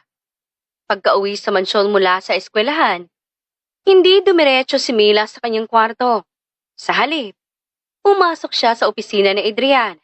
Ang lugar na dati ay bawal niyang pasukin nang walang pahintulo. Pero wala na siyang pakialam. Kung sisibakin siya nito ngayon, mas mabuti. Nasaan na yun?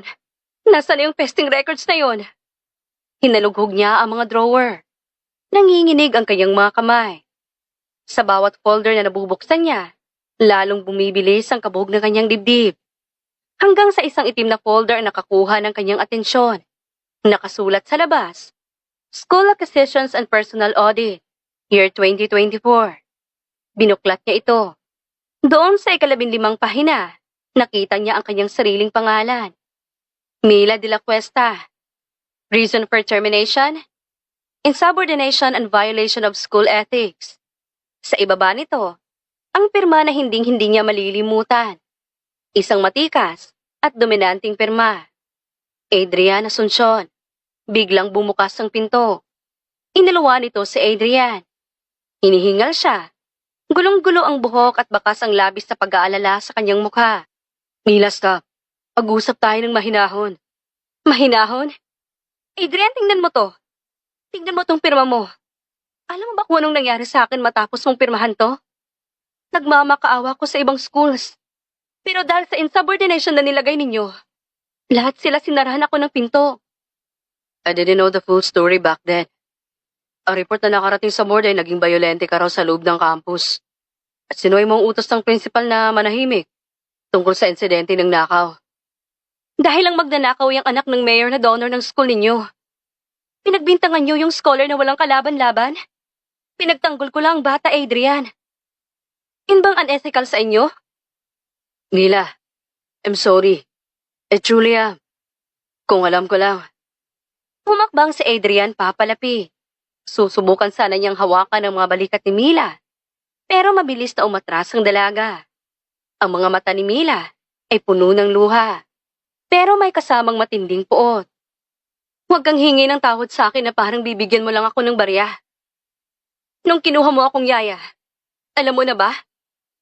Kaya mo ba ako tinanggap dahil nagigilty ka? No, I swear. Hindi ko alam na ikaw yun. At ngayong araw ko lang nalaman. Nung in-interview kita, ang tanging nakita ko yung paraan ng pag-aalaga mo kay Liam sa parke. I saw a woman who could have changed my son's life. I didn't connect you to the teacher from that school audit. Ang galing din ng tadhana, no?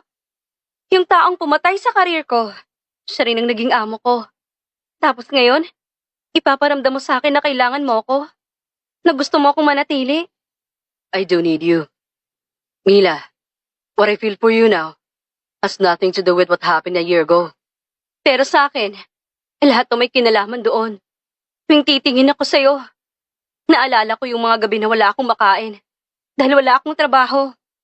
Naalala ko yung mga pangarap kong maging principal balang araw na tinapos mo sa isang pirma lang ng ballpen mo. Kaya kong ayusin ang lahat. Ayusin ko. Gagamitin kong lahat ng influence ko para maibalik ang lisensya mo. Para makabalik ka sa pagtuturo. Para ano? Para kontrolin na naman ako? Para maramdaman ko na naman na nasa ilalim ako ng kapangyarihan mo. No, Adrian. Winner ka sa pag-ayos ng business. Pero ang tiwala ko, hindi mo na maaayos. Nagsimulang mag-impake si Mila. Kinuha niya ang kanyang lumang maleta mula sa ilalim ng kama ng kanyang kwarto.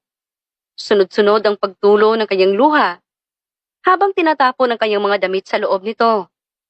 Mila, please. Don't leave. Isipin mo si Liam. He loves you. He needs you. Gagamitin mo pang anak mo para pigilan ako. Napakababa mo rin, no? Mahal ko si Liam, Adrian.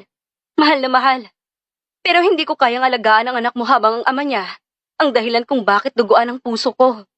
Mila, dodoblihin ko ang sahod mo o triple. Just stay for 1 more month. Until we find a solution. Ayan ka na naman sa pera mo. Akala mo ba lahat na bibili mo? Ang dignidad ko, Adrian. Hindi yan kasama sa pagiging yaya ko rito. Hinarap ni Mila si Adrian sa huling pagkakataon. Nakasuot na siya ng kanyang bag, handa nang umalis. Sabi mo, di ba? Rules are meant to be broken. Ito ang bagong rule ko, Adrian. Hindi lahat ng nasira mo, kaya mong bayaran. Huwag mo na akong hahanapin. Huwag mo na akong tatawagan. You can't just walk out like this. May kontrata tayo. Idemanda mo ako. Dalhin mo ako sa korte. Wala na akong pakialam. Mas pipiliin ko pang makulong kaysa pagsilbihan ng lalaking pumatay sa mga pangarap ko. Mabilis na naglakad si Mila palabas ng kwarto. Nakita niya si Liam sa hallway. Hawak ang kanyang paboritong laruan, nalilito, at umiiyak. Ate Mila? Are you leaving? Did I do something bad po? Naiiyak na saad ni Liam. Lumuhod si Mila at niyakap ang bata ng sobrang higpit. Ito ang pinakamahirap na bahagi. No, Liam, baby. You are the best boy in the world. Si Ate Mila lang ang may kailangang puntahan. Superman will take care of you, okay? But you are my Superman, Ate Mila. Napakagulgol si Mila. Hinalikan niya ang noo ng bata bago tuluyang tumayo at tumakbo palabas ng gate. Rinig na rinig niya ang tawag ni Adrian at ang iyak ni Liam. Pero hindi siya lumingon. Mila! Mila! Bumalik ka! Habang lula ng taxi, tinitigan ni Mila ang kanyang mga kamay. Nanginginig pa rin siya. Ang sakit ng katotohanan ay mas matindi pa. Winner ka sa huli, Adrian. Nakuha mo ang puso ko bago mo padurugin. Pero hindi ko makakalimutan na sa likod ng bawat ngiti mo. May ginawa ka na sumira sa akin. Sa loob ng mansyon, napaluhod si Adrian sa carpet ng kanyang opisina. Nakakalat ang mga dokumento sa paligid niya. Sa unang pagkakataon, ang makapangyarihang si Adrian Asuncion ay nakaramdam ng tunay na pagkatalo. I'm sorry, Mila. I will get you back. Kahit anong mangyari, itatama ko to. Pero ang gabi ay lumalim at ang tanging sagot sa kanya ay ang katahimikan ng mansyong muling naging tahimik. Gabi na, pero hindi tumitigil ang buhos ng ulan. Tila nakikiramay sa bigat ng nararamdaman ni Mila. Nakaupo siya sa gilid ng kalsada. Yakap ang kanyang lumang maleta na nababasa na rin. Wala siyang matutuluyan. Ang apartment niya noon ay matagal na niyang binitawan. Wala siyang ibang choice, kundi ang tawagan ng nag-iisang taong palaging andyan para sa kanya. RJ? Bax? Pwede mo ba akong sunduin? Wala na ako sa mansyon. Wala na akong mapupuntahan. Ano? Gabi na. Bakit ka lumayas? Teka, nasaan ka? Huwag kang aalis dyan. Pupunta na ako. Maagap na sagot ng kaibigan. Nakalipas ang 31 minuto, humarad ang isang lumang sasakyan sa harap niya. Agad siyang sinalubong ni Adrian at binalot ng jacket. Anong nangyari, Bax? Bakit basang-basa ka? Sinaktan ka ba ng Mr. Sungit na yun? Sinasabi ko na nga ba eh. RJ, siya yun. Siya yung board member na sumira sa akin. Siya yung pumirma sa dismissal ko sa school noon. Lahat ng paghihirap ko noong nakaraang taon. Dahil sa kanya. Nanlaki ang mga mata ni RJ. Hindi siya makapaniwala sa narinig. Isinakay niya si Mila sa loob ng kotse at pinaandar. Hindi na ako babalik doon. Mas pipiliin ko pang magtinda ng kwek-kwek sa kanto kaysa makita ang pagmumukha ni Adrian. Ang sakit, RJ. Akala ko, akala ko totoo na yung nararamdaman niya. Pero baka bahagi lang yun ng pagiging control freak niya. Habang nasa biyahe, hindi tumigil ang pag-vibrate ng phone ni Mila. 100 missed calls at hindi mabilang na text mula kay Adrian.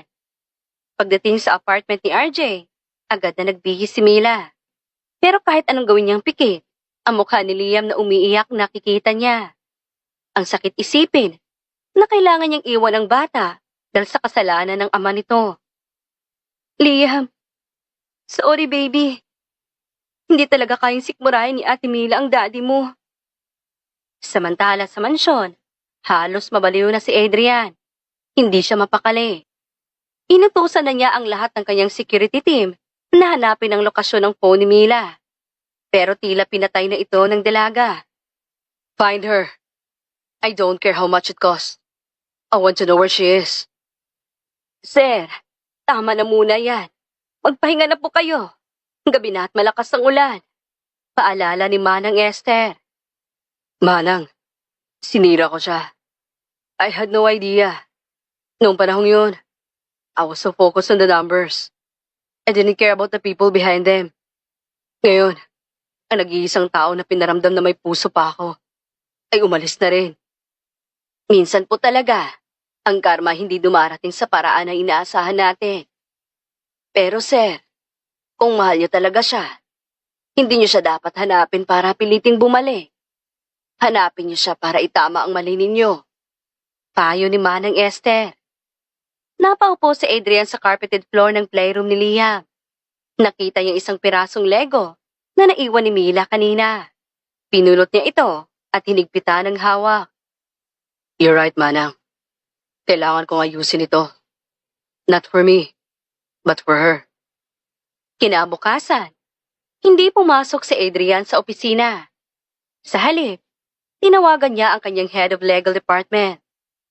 I want a full investigation on the St. Jude Academy incident last year.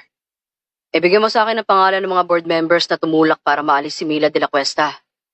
At gusto ko malaman ang katotohanan patungkol sa issue ng scholar. Now. Habang ginagawa ni Adrian ang lahat para makuha ang ustisya para kay Mila, si Mila naman ay nagsisimulang maghanap ng bagong trabaho. Pero sa bawat school na pinupuntahan niya, tila may blacklist na nakadikit sa pangalan niya. Isang gabi, habang naglalakad pa uwi si Mila, may isang itim na SUV na tumigil sa harap niya. Akala niya ay si Adrian. Kaya agad siyang kumuha ng payong para ipanghampas sana rito. Pero laking gulat niya nang bumaba ang isang matandang lalaki, ang principal ng dating school niya. Miss De La Cuesta, maaari ba tayo mag-usap? Saad nito. Para ano po? Para ipalala sa akin na bawal na akong lumapit sa school ninyo? O baka may kulang pa kayong sasabihin na masama tungkol sa akin? No, Mila. I'm here to apologize. And to give you this. Inabot ng principal ang isang sulat. Binuksan ito ni Mila. Laking gulat niya nang makitang isa itong formal apology mula sa board of directors at isang appointment letter para sa posisyon na matagal niya niyang inaasam. Head teacher. Ano to? Bakit ngayon lang? At bakit head teacher agad? Mr. Adrian Asuncion. He came to the office. Sinabi niyang ititigil niya ang investment sa school kung hindi niya muling imbestigahan ang kaso. He even hired private investigators to prove that you were right about the scholar. Siniguro niya na lahat ng nagsisinungaling laban sa'yo ay matanggal. Nanginig ang kamay ni Mila. Hindi niya alam kung matutuwa siya o magagalit. So, ginamit na naman niya ang pera niya para ayusin to? No, Mila. Ginamit niya ang impluensya niya para ilabas ang katotohanan. He said, he didn't want you to return as a nanny, but as the teacher you were meant to be. Sabi niya, ito raw ang nararapat sa'yo. Nang makalis ang principal, naiwan si Mila na tulala sa gitna ng kalsada. Umiiyak siya pero hindi dahil sa sakit, kundi dahil sa halo-halong emosyon. Nakakainis ka rin talaga sa panggugulat, Adrian. Akala mo ba mapapatawad kita dahil sa trabahong to?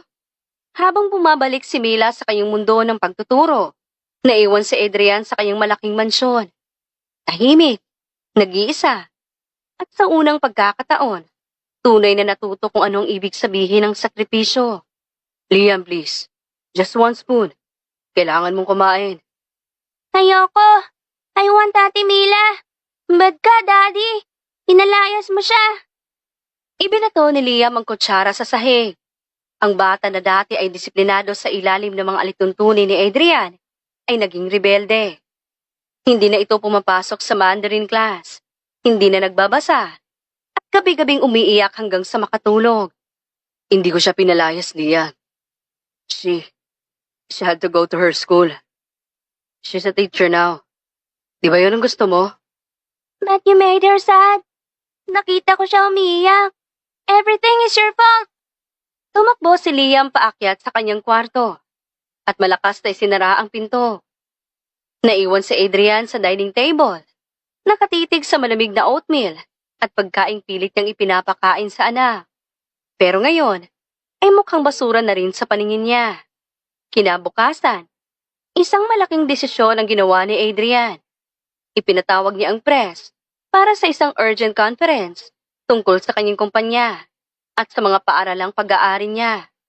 Sa kabilang dako, nanonood si Mila ng balita sa loob ng faculty room.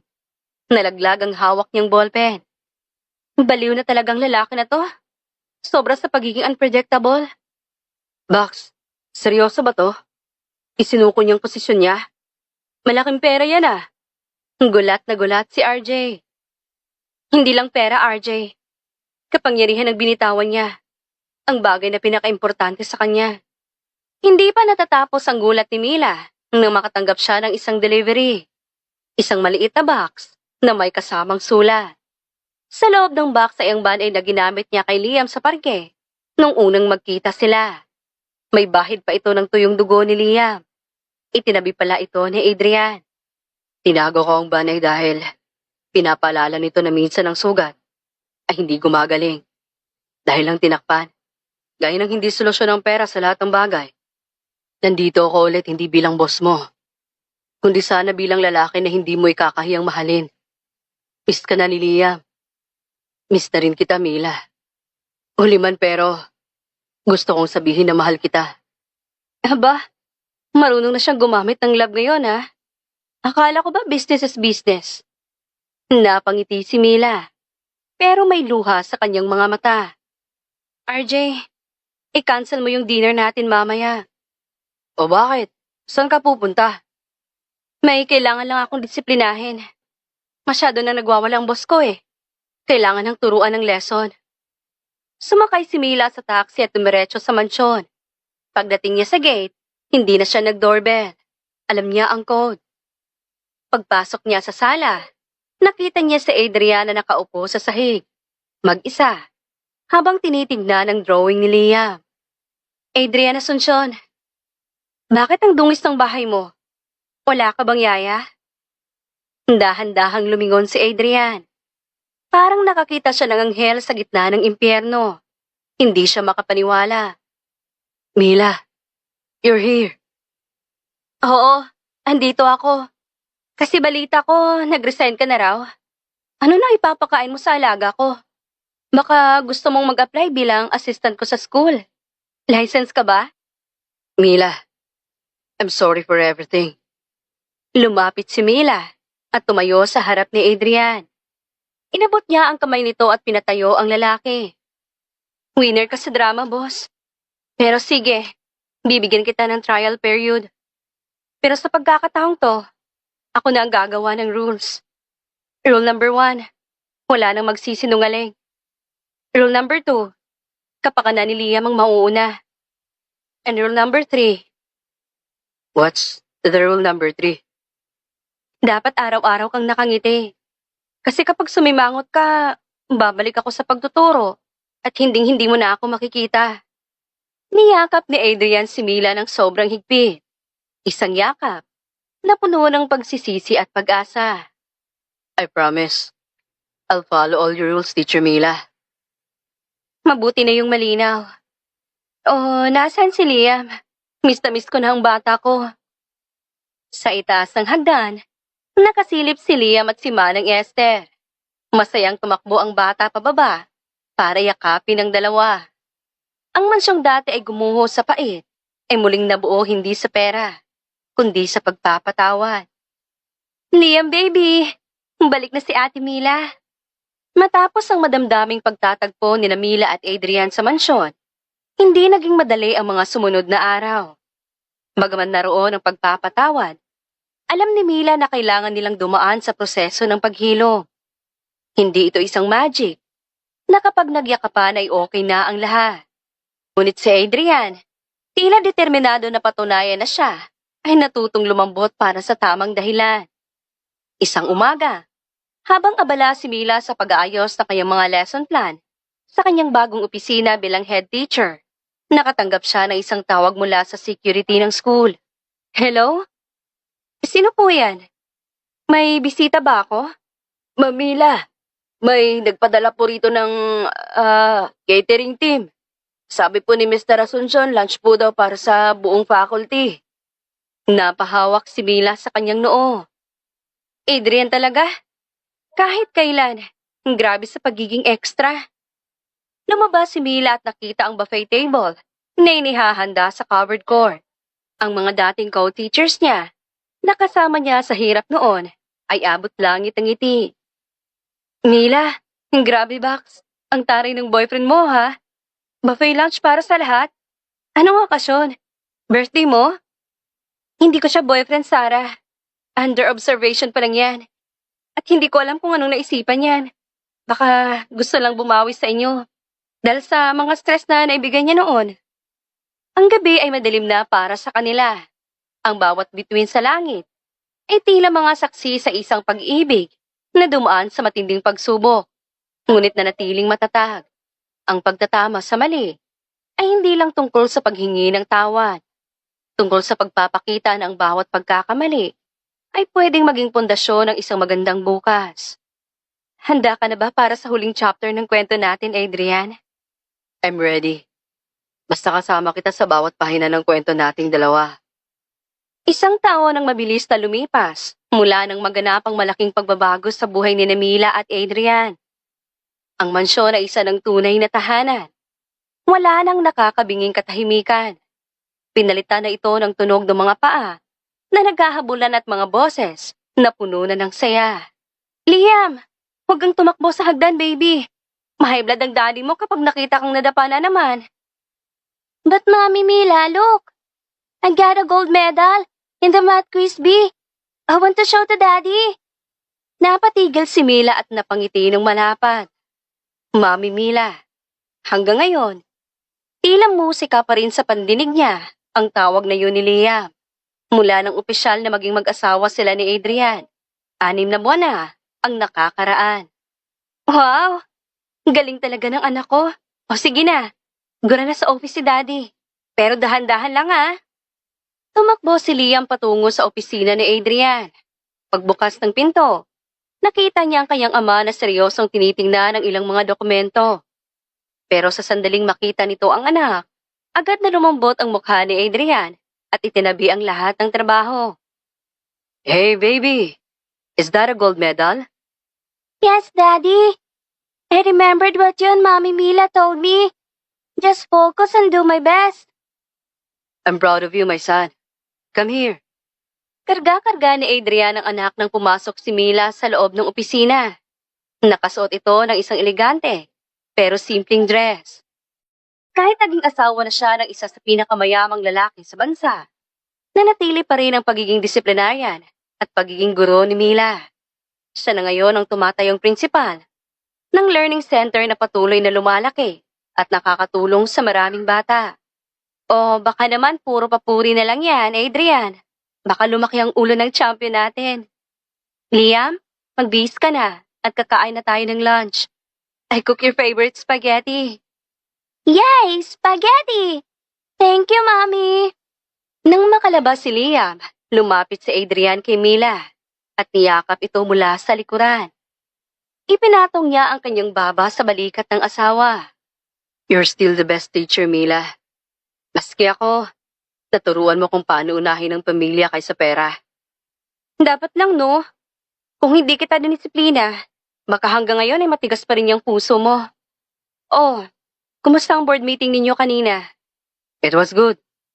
I proposed a new project. Building more schools in the provinces.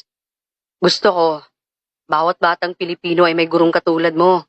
Aba, ang ganda naman ng advocacy natin ah. Sige, aprobado yan sa akin. Pero, teka Adrian, may sasabihin nga pala ako sa'yo. Napatigil si Adrian at hinarap ang asawa. Napansin niya ang kakaibang kislap sa mga mata ni Mila.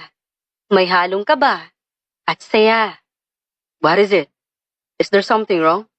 May umaway ba sa'yo sa school? Wala. Masyado kang praning. Ganito kasi yun. Remember yung check-up ko kahapon? Yes. Anong sabi ng doktor? May sakit ka?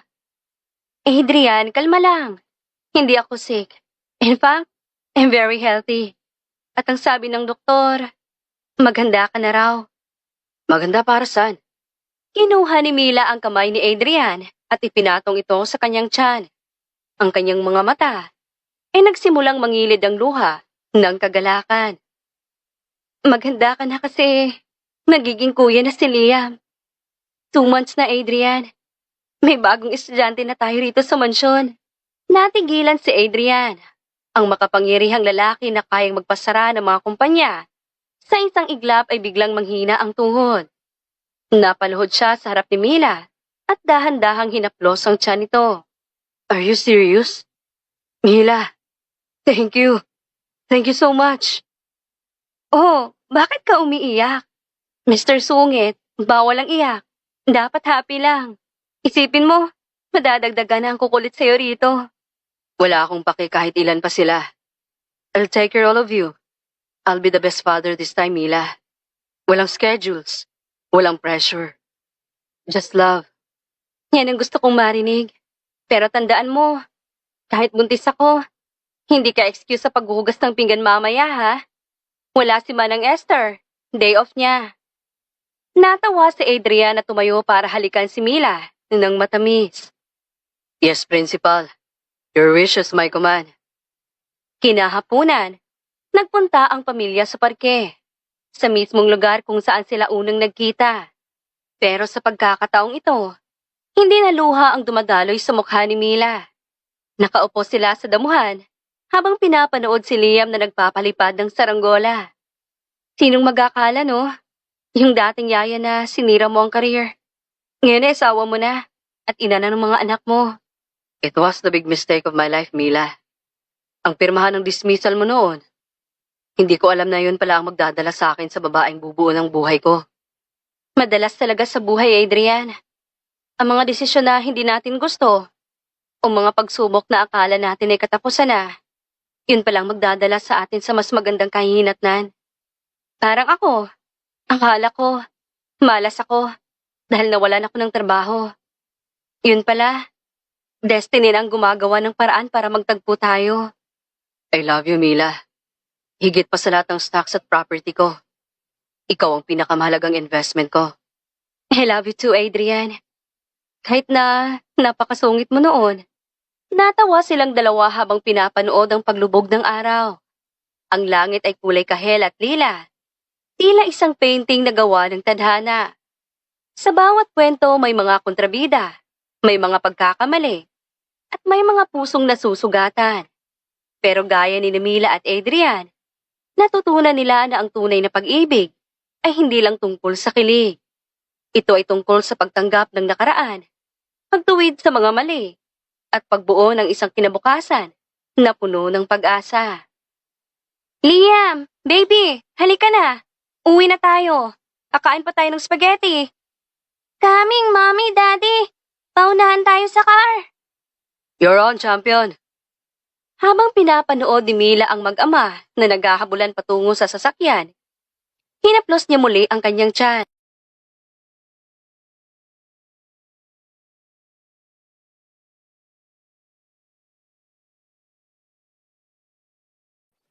Presbyteros Rose, Maria Evangelista, Eli Evangelista Anderson, Marisa de los Reyes of Saudi Arabia, Conchita Alos Rage, Ana Flor Saico, Christian Fidelino, Judith Castro, Beth Sardina, Jelly Tampos, Fatma Mansul, Senenor Zame, Flor Cabrera of Santa Rosa, Laguna, Liliana Bebe,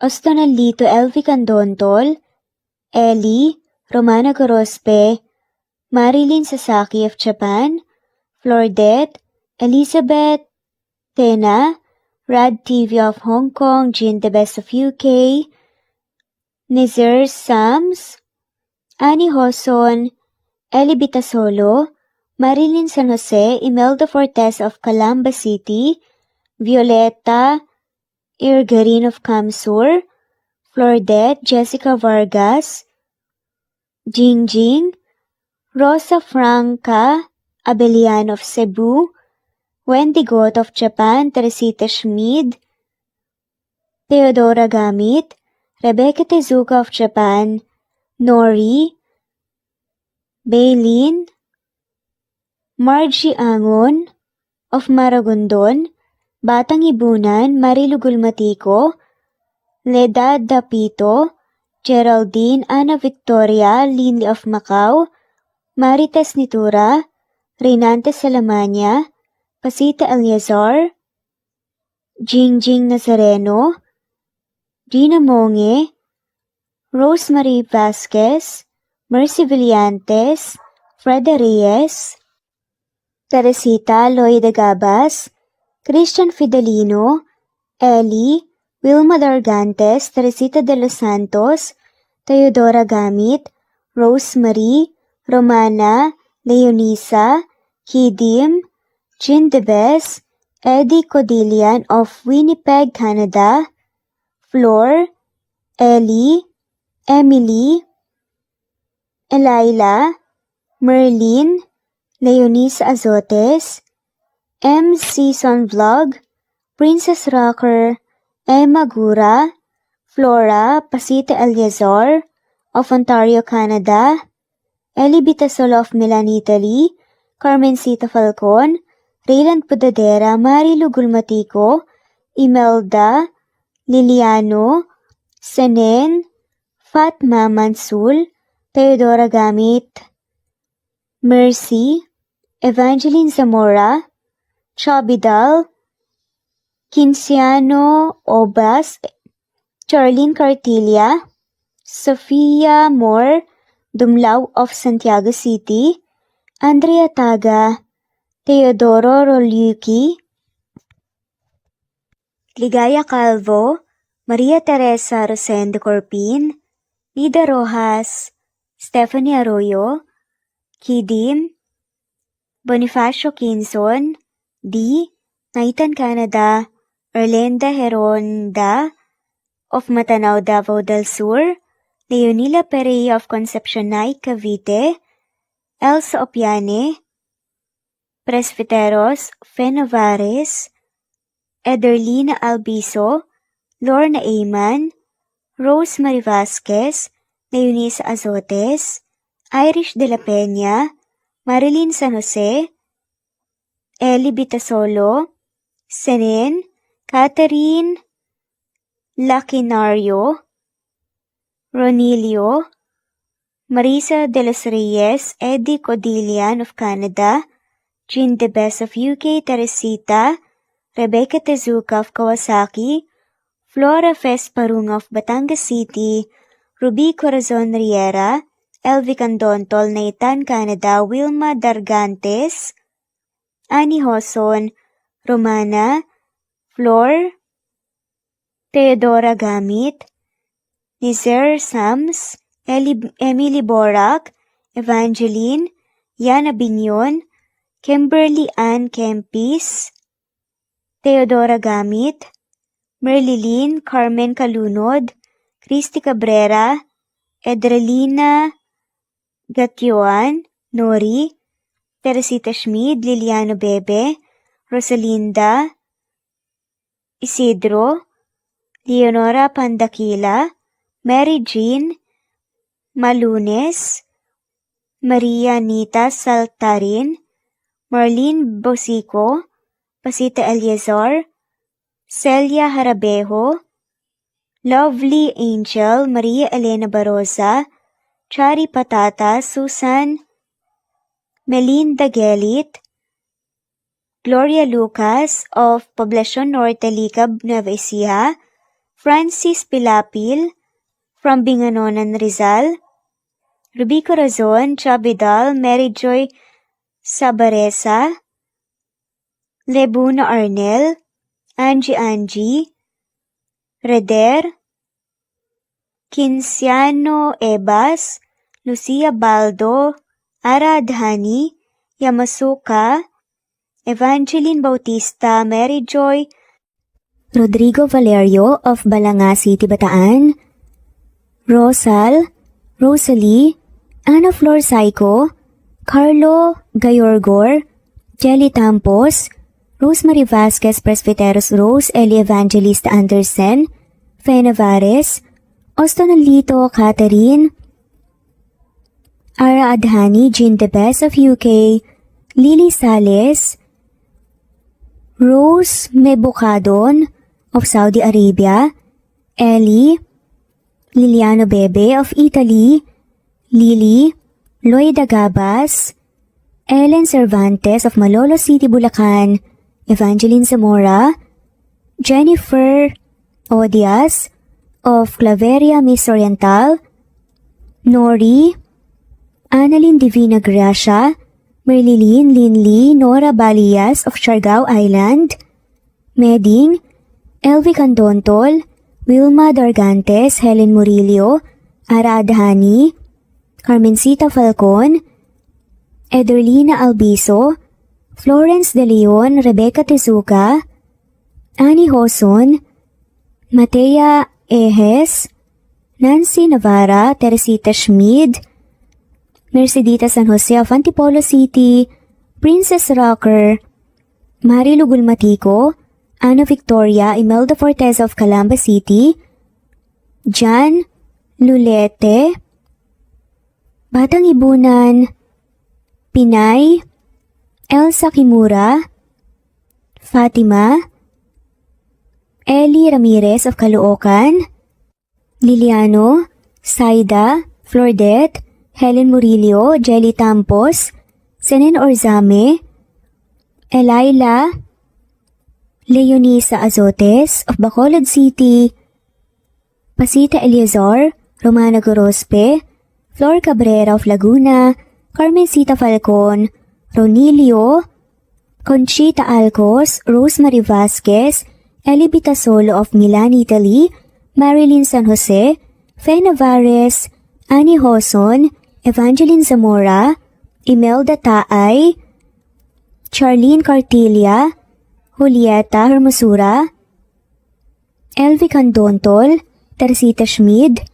Marilyn Sasaki, Christina, Jessica Vargas, Christian Fidelino, Marie Cristal Hilario, Elsa Opiane, Princess Rocker of Riyadh, KSA, Marisa de los Reyes, Merlilyn, Juliet Panlilio, Daisy Blaza, Susan of France, Mercy Villantes, Renalyn Obenza, Wilma Dargantes, Not Green Fox, Carmelita Mendoza, Marilyn Babula, Berry, Liliano Bebe, Presbyteros Rose, Medal Talon, Jane, Lani Pardillo, Marlene Kayanan, Leonisa Azotes, D.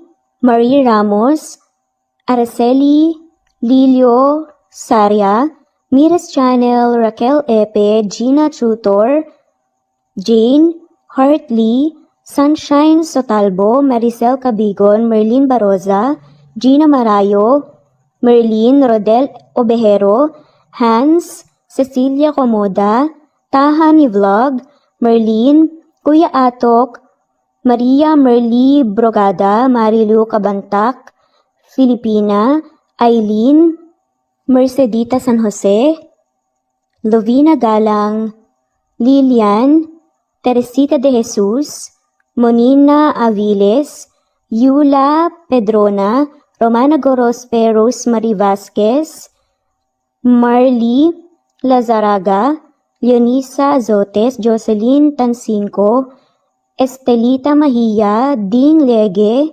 Marisa de los Reyes Arroyo, Leia Paul Vinar, Steve the Music, Rain, Presbyteros Rose, Ostonalito, Alex Saani, Matea Estrella, Agustina, Onaba Cogin, Jessica Vargas, Celine, Merlilyn Baroza, Annie Hoson, Elimana Lili, Mercy Villantes, Eli Evangelista Anderson, Eli Bitasolo of Italy, Ann Mariano, Fredelisa de Guzman, Carmencita Falcon, Merlin Bravo, Cecilia Ramos, Evangeline Zamora, Edralina Gatchoan, Marites Nitura, Agustina Niceto, Marian, Ann Aliflor, Lily Roda Barcial, Alma Ebdao, Minda Tandok,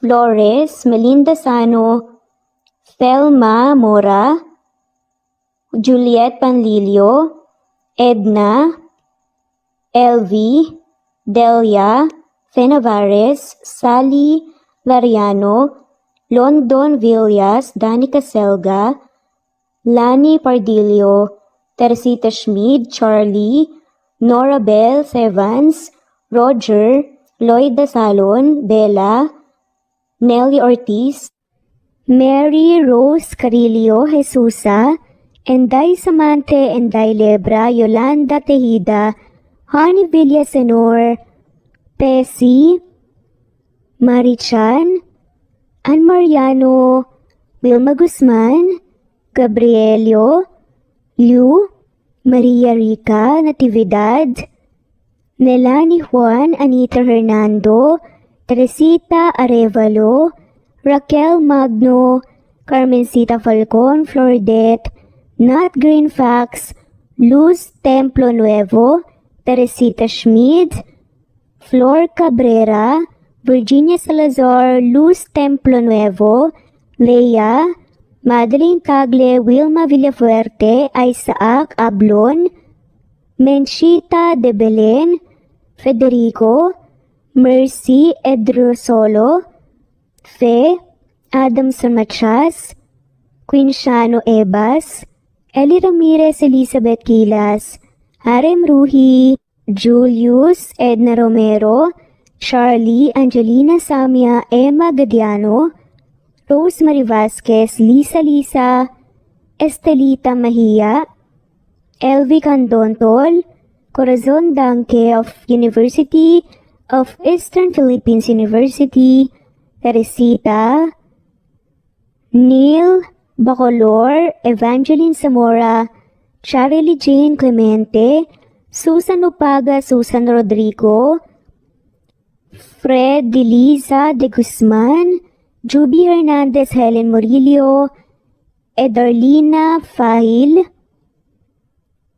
Rosie, Juliet Kaday, Kuya Atok, Betty Losnong, Crescen, Susana, Tessie, Rumbawa, Lovina Galang, Aida Jurado, Emily Kinlog, Mirna Hamero, Liz Berito, Gabrielio, One Spotify, Imelda Fortes of Columbus City, Larry Malapaya, Dance, Remy's Life Official, Ellie Evangelist Anderson, at shoutout na rin po sa lahat na mawalang sawang sumusubaybay. Sa mga gusto pong magpa-shoutout, i-comment lamang po ang inyong pangalan at kung tigisan po kayo para ma-shoutout kayo sa next video. Thanks for listening. Muli ito ang Cat Amazing Stories. God bless everyone.